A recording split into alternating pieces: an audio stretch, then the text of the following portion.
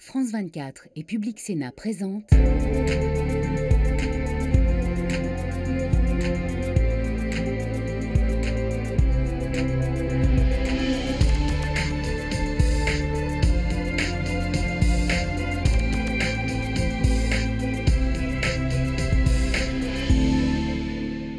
Merci de nous rejoindre ici, au Parlement à Bruxelles, où les yeux sont encore et toujours rivés vers l'Ukraine. Presque 10 mois après le début de l'invasion d'une partie de l'Ukraine par la Russie, les combats font rage et le nombre de victimes ne cesse de croître. 200 000 soldats morts de part et d'autre, 15 000 civils, selon un bilan américain.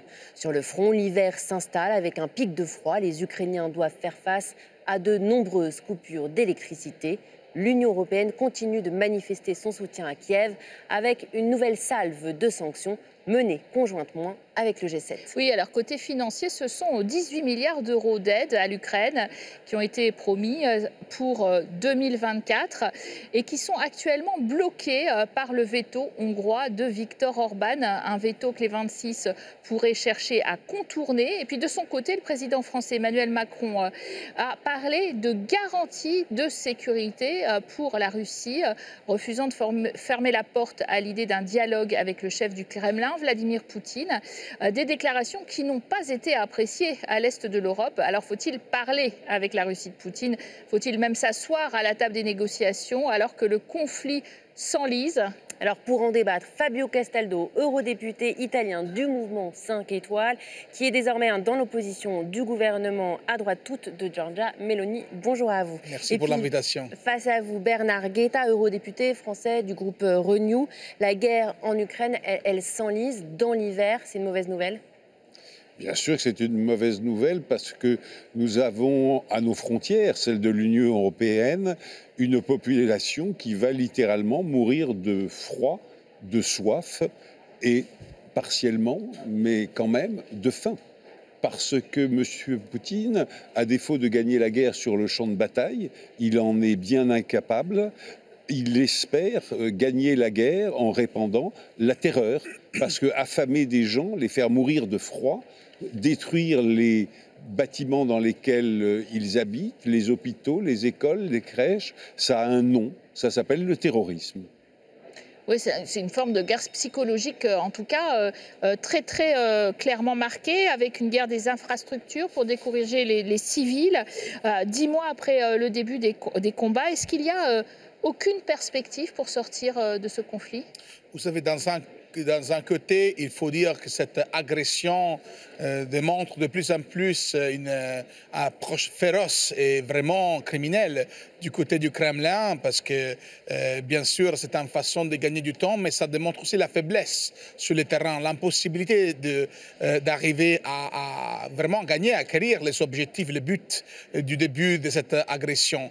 Donc moi, si d'un côté il faut bien sûr continuer les efforts d'appui, du soutien au peuple ukrainien, à l'Ukraine, pour faire face à cette potentielle catastrophe humanitaire. De l'autre côté, je vois aussi un petit espace qu'il faut quand même essayer de saisir, parce qu'il y aura un moment maintenant dans lequel les opérations vont être bloquées, parce que bien sûr, il n'y aura pas assez de solidité pour faire passer les moyens, les tanks les plus lourds, à cause de la saison des pluies, à cause donc du passage de l'automne en direction de l'hiver. Et quand même, sur cela, j'apprécie que finalement l'Union européenne, après une longue pause dans laquelle on n'était pas protagoniste vraiment des efforts diplomatiques, avec la visite de Charles Michel en Chine, donc le dialogue direct avec Xi Jinping, qui est le seul qui Poutine est obligé d'un côté ou de l'autre d'écouter quand même, et qu'il ne peut pas ignorer. Et d'un côté aussi, avec la visite du président Macron aux États-Unis, je vois qu'il y a quand même un élan,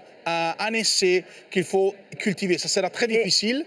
Bien sûr, le Kremlin veut encore essayer d'imposer d'une façon ou de l'autre avec la violence son point de vue, mais si on trouve les moyens de faire une pression internationale forte, on pourrait quand même essayer de bâtir une petite base négociale de laquelle on peut partir pour trouver une solution. Une pression forte, en même temps on laisse une porte entrouverte. Le président français Emmanuel Macron, il a parlé de garantir la sécurité de l'Ukraine, mais également de la Russie, des propos qui ont été mal compris, qui ont choqué, notamment à l'est de l'Europe. Est-ce que c'est une erreur de communication grossière de la part d'Emmanuel Macron? Non. L'erreur, elle est de ne pas comprendre ou de ne pas vouloir comprendre ce qu'a dit le président de la République. Le président de la République, il a dit une chose très simple. Il a dit que le jour où on serait arrivé, où la Russie serait arrivée ou revenue ou venue à la table des négociations, c'est-à-dire en fait le jour où elle aura reconnu sa défaite, parce que la défaite russe, elle est patente, simplement. Elle défaite russe et victoire de l'Ukraine pour vous? Pardon? Défaite russe et victoire de l'Ukraine pour vous, là, actuellement? Écoutez, une défaite russe, oui, implique une victoire de l'Ukraine, oui, certainement. Mais le jour où on en sera arrivé là, il faudra se préoccuper de bâtir une infrastructure, une architecture, comme on dit, de sécurité sur le continent européen. Parce qu'autrement, on recommencera dans 5 ans, 10 ans, 15 ans. Il faut véritablement trouver un accord avec tous les protagonistes et donc un accord qui garantisse la sécurité de tous les protagonistes. Et ce qu'a dit le président Macron, j'ai apporté le texte, il dit « Nous devons être prêts à tout faire pour protéger nos alliés et les États membres, ceux de l'Union européenne, mais pas seulement les États membres de l'Union européenne, nos alliés, c'est-à-dire l'Ukraine précisément, la Moldavie, la Géorgie éventuellement, etc. Nous devons tout faire pour les protéger, tout en donnant des garanties pour sa sécurité à la Russie le jour où elle reviendra à la table des négociations. Alors évidemment que nous devons protéger nos alliés et les États membres de l'Union européenne, mais la meilleure manière de les protéger à long terme et non pas seulement à court terme, c'est de construire cette architecture de sécurité sur le continent européen, c'est-à-dire de le faire évidemment avec la Russie. Ah, tout appel au dialogue, et en particulier pour les pays de l'Est, passe finalement pour une façon d'adouber la propagande russe et de vouloir un peu lâcher sur le terrain des sanctions. Vous avez ce problème d'ailleurs en Italie, vous avez le gouvernement de Giorgia Meloni qui est très très à droite, mais qui est très divisé entre les trois partis sur deux qui sont très très pro-russes quand même. Et puis en effet, Giorgia Meloni elle-même qui dit non, on continue dans la voie des sanctions. C'est même à l'intérieur d'un pays très partagé. Mais ne pas vouloir négocier, ce n'est pas être vouloir négocier, ce n'est pas être pro-russe. Alors, répondez là-dessus aussi, M. Castaldi. Tout d'abord, laissez-moi dire que je partage tout à fait l'analyse qu'a fait mon collègue Guetta sur la question des efforts de garanties multilatérales qu'on devra donner une fois que la Russie aura compris qu'elle ne peut pas gagner stratégiquement cette guerre et alors qu'elle reviendra à la table des négociations. Sur le plan de ce qui a été dit sur le gouvernement italien, c'est tout à fait vrai. Et vous connaissez aussi les positions de Matteo Salvini qui, dans le passé, n'a jamais caché sa grande estime et son grand élan vis-à-vis de Vladimir Poutine et de sa leadership. Donc c'est un gouvernement qui d'un côté veut se prétendre très atlantiste, très à côté de l'Ukraine, mais au sein du gouvernement même, il est très très divisé. Donc on les verra sur les choix concrets, on les verra après sur leur position, mais on voit quand même une incohérence, donc une faiblesse. Il y a des gouvernements qui sont en train de flancher en Europe ? Écoutez, moi je n'en vois pas, à part celui de M. Orban. Mais M. Orban, il ne flanche pas, il a toujours été pro-Poutine.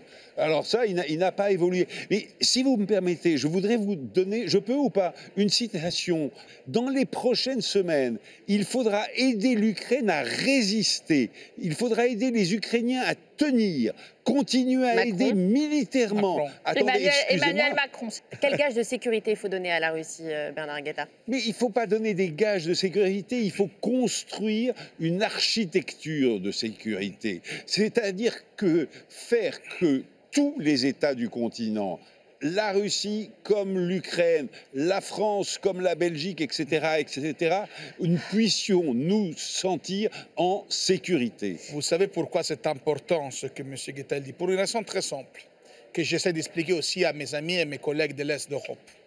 Est-ce qu'on peut envisager, est-ce que ça serait dans l'intérêt de l'Union européenne d'avoir une victoire stratégique totale contre une grande puissance nucléaire? Ce n'est pas possible. c'est contre la logique. Il faut avoir une victoire, mais pas une victoire totale qui puisse déclencher peut-être une collapse intérieur de la Russie qui serait, par exemple, dans l'avantage de l'intérêt des Chinois. Oui, mais Fabio Castaldo, à l'est de l'Union européenne, la guerre, elle est très présente avec la proximité géographique du conflit, évidemment, et puis avec l'afflux massif de réfugiés. À l'ouest, cette guerre, elle nous paraît bien plus lointaine, et les efforts énergétiques et financiers peuvent nous paraître aussi à l'ouest plus exagérés. Comment on maintient l'unité des 27, justement, là-dessus? Mais elle n'est pas menacée. Vous la trouvez menacée, vous?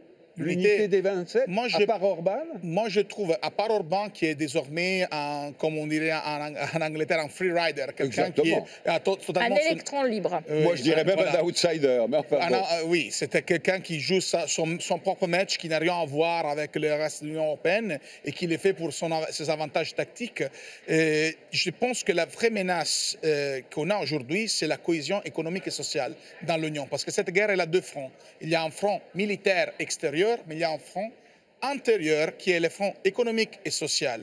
Vous voyez, par exemple, dans mon pays, il y a les analyses qui nous disent que si on ne trouve pas une vraie réponse sur le plan énergétique et des soutiens pour les petites et moyennes entreprises et pour les familles les plus faibles, on aura dans les prochains 3 mois 300 000 petites et moyennes entreprises italiennes qui vont fermer. 300 000 multipliés pour 3, 4, 5, ça veut dire 1,5 million des gens au chômage. Et à côté de ça, on dit aux Européens, Bernard Guetta, qu'on veut s'endetter en commun. Alors à 27, il y a un veto hongrois, mais à 27 pour dégager 18 milliards d'euros pour les Ukrainiens. 18 milliards d'euros, c'est un effort conséquent. Il y a le veto de Viktor Orban. On fait comment finalement? Non, mais non seulement emprunter pour aider l'Ukraine, mais emprunter aussi pour effectuer la transition énergétique et nous aider à passer les difficultés que nous allons affronter. Mais ce n'est pas parce que nous allons, hélas, évidemment, affronter de graves difficultés économiques, puisque nous sommes entrés les uns et les autres dans une économie de guerre. Nous sommes en guerre. Ce n'est pas parce que nous n'avons pas, et heureusement, de soldats sur le front ukrainien que nous ne sommes pas en guerre. Nous sommes en guerre. L'Europe est en guerre, l'Union européenne est en guerre. Mais bien sûr que l'Union européenne est en guerre. En économie de guerre, vous dites, donc le pacte de stabilité est suspendu, les règles de l'économie libérale aussi, le pacte de stabilité, il était suspendu depuis longtemps, évidemment. Mais beaucoup d'autres règles vont ou sont déjà suspendues pour une raison très simple. M. Poutine nous a coupé le robinet du gaz. Bon, ça met l'économie de l'Allemagne dans une situation extraordinairement difficile et donc l'économie de toute l'Union européenne. Mais il y a bien d'autres fronts. Nous avons bien d'autres défenses. Alors, on parlait quand même, on va rester sur ce grand emprunt de 18 milliards d'euros et avec ce qui nécessite l'unanimité des 27, mais il y a le veto de la Hongrie, de Viktor Orban, cet outsider, comme vous le disiez. Comment on fait pour le contourner? Là, on voit à nouveau une chose qui est tout à fait évidente, la paralysie du système décisionnel de l'Union européenne à cause de l'unanimité. Parce que là, il y a un seul gouvernement qui, pour l'intérêt tactique d'utiliser tous les moyens de bloquer les nouveaux moyens, les nouveaux instruments qu'on a pour la défense de l'état de droit, qui n'est pas menacé, il est déjà totalement attaqué, affaibli. Ses propres fonds sont gelés à la Hongrie. Elle n'est pas contente et du coup, elle fait du chantage pour geler. Mais l'Ukraine, est-ce qu'elle va avoir ces 18 milliards d'euros, en tout cas une partie de ces milliards d'euros en soutien? On devra trouver sûrement une nouvelle façon de les financer. Ça, c'est évident. Il y a une nécessité. Il faut les appuyer économiquement. Mais moi, je trouve aussi que c'est le moment de se demander, est-ce qu'on veut vraiment une Europe qui est un grand acteur géopolitique? Est-ce qu'on veut une Europe stratégiquement autonome? Oui, si on la veut, on ne peut pas l'avoir avec un bilan qui est un peu plus de 1% du GDP européen. Et à ce moment-là, c'est le moment de mobiliser une nouvelle émission de dette commune pour la protection des biens communs européens, tout à fait la transition énergétique, donc l'environnement, tout à fait aussi la santé, mais encore la sécurité et la défense, et encore donc les investissements dans les technologies stratégiques pour notre avenir et pour notre sécurité au sens large. On ne peut pas avoir l'un si on n'a pas les moyens de le poursuivre. En début de semaine, Vladimir Poutine a roulé devant les caméras sur le pont de Crimée qui avait été partiellement détruit justement par les Ukrainiens en octobre. Une démonstration de force alors que sur le front, finalement, l'armée russe piétine. Est-ce que le maître du Kremlin peut gagner la guerre de l'info, par contre, puisqu'il déploie vraiment beaucoup d'énergie? Non, je ne pense pas qu'il puisse gagner plus la guerre de l'info que la guerre tout court, parce que il est tellement évident, chacun le sait, qu'il a perdu la guerre d'Ukraine. Est-ce que les Russes le savent? Mais bien sûr que oui. Mais bien sûr que oui. Vous dites non? Pas tous. Je dirais que si, tous. Tous ne le reconnaissent pas, mais tous le savent. Tous le savent, parce que tous sont branchés, quoi qu'on en dise et quoi que M. Poutine fasse, sur les réseaux sociaux. Et sur les réseaux sociaux, il y a les témoignages des appelés russes sur le front qui montrent qu'ils n'ont même pas les bottines d'hiver pour affronter la neige. Mais c'est une situation absolument invraisemblable, absolument invraisemblable. Et où ont été le moindre progrès militaire des Russes sur le champ de bataille? Il n'y en a pas. Il y a encore une faille de l'armée russe qui a été montrée, en tout cas cette semaine. C'est des drones ukrainiens qui ont frappé le sol des bases aériennes russes à 200 km de Moscou. Est-ce que là où il ne faut pas craindre une escalade, là aussi? D'un côté, oui, le risque, il peut être... on pourrait avoir un risque d'escalade, mais de l'autre côté, on comprend que les Ukrainiens sont en train de se défendre. Et s'il y a des attaques qui partent de ces bases-là, c'est évident qu'il y a un essai préventif de pouvoir bloquer cette attaque qui maintenant sont en train d'attaquer les infrastructures civiles, les infrastructures qui servent l'électricité, qui servent l'eau, qui servent tous les services fondamentaux. Les Ukrainiens n'ont pas attaqué les infrastructures russes. Là, ils rendent coup pour coup. Les Russes ont attaqué leurs infrastructures et les détruisent systématiquement dans un programme de destruction programmée. Eh bien, pour gagner du temps, les Ukrainiens montrent aux Russes que eux aussi, ils peuvent le faire. Merci à vous d'avoir très bien incarné cette Union européenne qui est jusqu'à présent plutôt alignée, vous nous l'avez dit, plutôt unie derrière l'Ukraine. Et vous restez sur nos antennes pour la suite des programmes.